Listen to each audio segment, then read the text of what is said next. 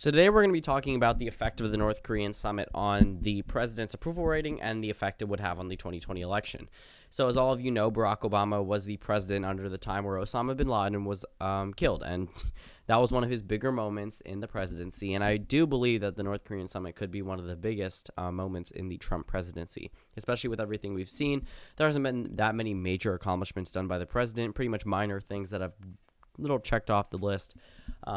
But it hasn't been enough to make such a national implication. So today we're going to be talking about the effect of the North Korean summit on the president, and then we're going to look at the electoral map. So clearly the Democrats are favored to win the 2020 election as it stands today, just based off the approval rating polls and how the president has been acting lately. And overall, in general, the Democrats do have a much more of an advantage in the electoral map just based off how populations are distributed. There are states that are probably never going to flip, and we're going to start filling those in now. And we're just going to look through the electoral map and see where Trump could actually possibly win by such large margins or win over swing states.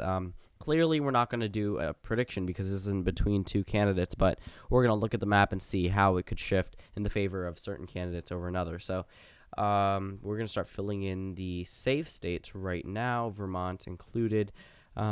District of Columbia, California, Oregon. Actually, Oregon and Washington we're going to leave as not necessarily safe. They're probably likely states. Illinois would be safe. As of right now, we're going to go through the likely states. So we'll go down to likely. Oregon is probably a likely state just based off margins. Washington as well. Rhode Island, likely. Connecticut, likely. Texas is likely for the GOP. And then we go up to Maine. That first district is likely for the Democrats. And now that puts the Democrats at 183 electoral votes to 163 for Donald Trump. So if this summit is successful, it's very likely that this will have a positive implication on the president's approval rating, as it has already, and how it would be for the 2020 election. So let's start off by looking at the state of New Mexico. So that one is one of the fewer swing states that probably aren't going to flip. That one is probably leaning in the Democratic column, even with the North Korean summit. The same thing with the state of Virginia. We probably see that one still leaning in the Democratic Party's favor, along with Colorado. We really don't see these states flipping for a while just based off how partisan they've gotten. And yes, they were but closer than some other states in 2016. But keep in mind there was a horrible Democratic candidate, and just keep in mind there are plenty of other better Democratic candidates, and they would likely expand on this lead. So right now the Democrats have 210 electoral votes, and Donald Trump has 163. Clearly, if this North Korean summit goes through, he'll probably win Ohio and Iowa by the same margins and hold on to Arizona and Georgia. So this puts him ahead of the Democrats at 214 electoral votes. So let's say he holds on to a number of voters. So over in Nebraska, he would hold on to them. But across the Rust Belt, that's where he's going to need a target. If this is the highlight of his presidency, it's definitely going to give him a huge boost, as it did to President Obama. And he's going to win back a number of those Democratic veterans who, saw things related to North Korea as hostile towards the United States. And yes, it's not as prominent of an issue to the younger generation because they really don't care. I mean, if you look at the way the voter turnout amongst the older population compared to the younger population, clearly it's higher for them.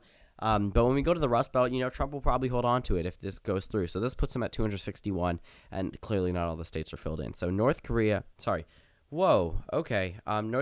I apologize for that. North Carolina is not North Korea, but that one would likely put the president over the top with 276 electoral votes.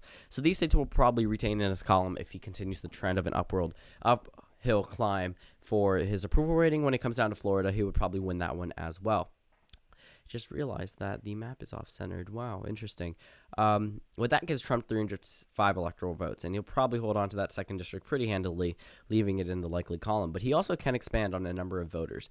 I don't think he'll win New Hampshire. I see that one is leaning in the Democratic column, but Minnesota I see going to Trump if he holds on to this, and this would be such a positive implication on him. If this all follows through perfectly and to the T, he could expect a little boost in the Rust Belt, and when it comes to Nevada, I could also see him expect a little boost there. In Maine at large, I think that one will still narrowly retain in the Democratic column, but very narrowly. So final electoral map gives the Democrats 216 electoral votes and Trump 322. Clearly, this is not a 2020 election prediction, but it definitely shifts these states in the favor of Donald Trump and gives him a much better opportunity to win here because, again, this is one of the highlights of his presidency, and he's probably going to focus on this a lot when it comes to 2020. So thank you guys for watching this video. Comment down suggestions below, and I'll see you all tomorrow.